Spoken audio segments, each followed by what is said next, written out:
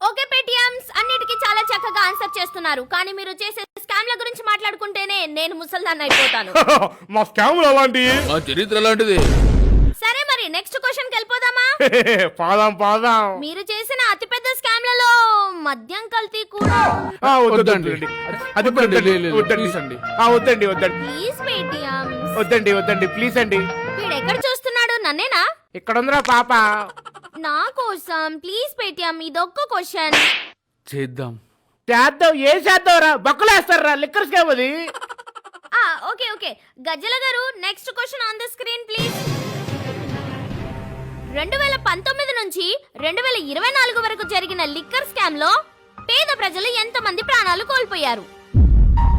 Option A 10,000 మంది, option B 20,000 మంది, option C 40,000 మంది, ఆప్షన్ డి 30,000 మంది. అంతమంది చచ్చిపోలేదండి, ఏదో 2-3 చచ్చిపోయారు అంతే. అయినా నేను లిక్కర్ కలిసి ఇది చేసామండి. పేద ప్రజలు వాళ్ళ కష్టాలు బాధల నుంచి బయటపడతారని చేసాం. బయట పడ్డారుగా. తప్పు ఇందులో మా ఆప్షన్ లేదు, రైట్ ఆప్షన్ లేదు అక్కడ. సరే, మీరు ఇందులో ఏ ఆప్షన్ లేదంటున్నారు.